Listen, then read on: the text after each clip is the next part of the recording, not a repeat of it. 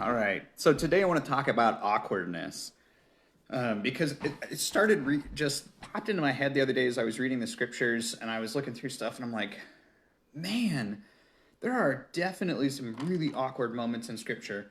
And then I thought about how one of the things I've noticed is if we talk about um, things that are kind of edgy on society or difficult right now that people don't click like as much. Totally understand that, right? It's not fun to talk about hard things, but there's this sense of the awkward in the Bible and throughout our community, and this sense of the need to approach the difficult parts of life is really what I think what Christ was trying to lead the people in doing, right? So that there's this sense of throughout his ministry of needing to approach the hard parts of life.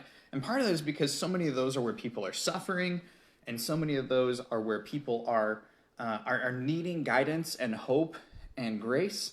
But also, I was thinking about just can you imagine being in some of these places where Jesus healed or came into these conversations?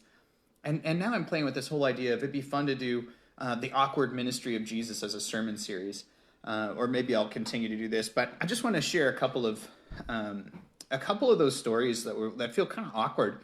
Okay, so there's a story in one of the Gospels, and the thing is, I didn't have a chance to look up which one this one, but this one is always stuck in my head. When there's a mute man, someone who can't speak, who comes to Jesus, and essentially he's in this stack of people who want healing, and the way Jesus heals him, and this one is especially cringeworthy for COVID-19 days, is he spits in his mouth. Now, can you imagine not being able to talk, and then you come up to this person who you hope will make you better, and other people have been able to touch the edge of his robe to get better, like the woman who had the issuance of blood. Still others like the centurion's servant who Jesus just was like, oh, because of your faith, he's been saved. Jesus didn't even have to go in the same area. And others where he said, get up and walk, but no, you can't speak. And so here comes this healer who you're looking at, and you're like, great, he's going to touch me and heal me. Wonderful. And Jesus is like, open up your mouth. Oh my Lord, that has got to be the most awkward moment, because it's not that he can't see. Maybe if he was blind, that would be awkward. But no, he can't speak. So he can't even be like, just kidding, I'd rather not speak. That is super awkward. There's another, the spit is used again to heal someone's eyes with mud. And that's been used as a great scripture around why medicine is scriptural. So because Jesus made some medicine out of his spit and mud. And there's poultices and other things around there that kind of back that up too. But I guess my point is that so often, and that's that thing, right? This man who got spit into his mouth to heal him was just needing to be able to speak, just wanted to be able to communicate again. And in doing so, approaching that really, really awkward moment probably created new relationships for him, brought him back to be able to talk to his family. Maybe it allowed him to be able to get married, because a lot of times in the first century, people would view someone with a disability as cursed. And so when Jesus healed him, it made it so that he could go back to this whole community. But kind of taking that lesson of approaching the awkward. As a pastor, I've always felt super awkward talking about money because our society just doesn't do that well. We don't talk about finances. We talk about wanting to inspire people, and we know that greed is bad, but discussing it individually is so needed, and yet, man, I feel so awkward when that happens. But there's a need, and I thought, if you step outside of the money question and look at race and some of the injustices that are going on, and the difficulty of respecting one another, even just as I bring these up, I'm pretty sure I'm going to lose some people who are watching.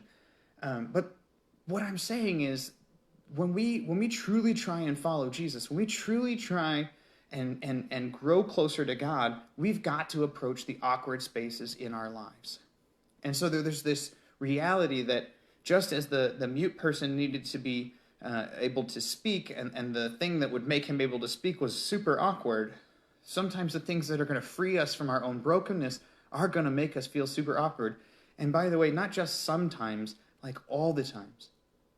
Because when we're really truly, when something bothers us, when it makes us itch a little inside, when we sit there and we go, that makes me uncomfortable, a lot of times that's exactly where we need God's help in healing. And a lot of times that's exactly where we need God's wisdom and hope and grace.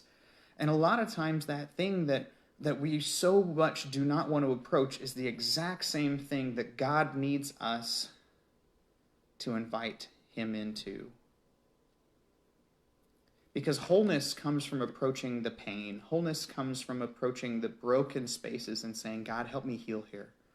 And many times that just kind of an awareness or a willingness to admit we have a problem, or we might have an addiction, or we might have something that we really truly need to work on, lead us to this space, not just wholeness with God, but also being able to ask the right people for help, being able to go see a counselor, being able to go see a therapist, being able to go find someone who can help us move from a place of brokenness to a place of health.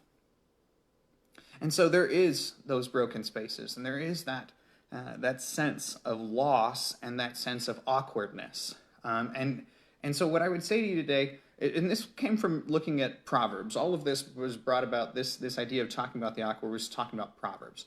Because in Proverbs, it consistently invites us to find Lady Wisdom and to follow her rather than the foolishness of this world.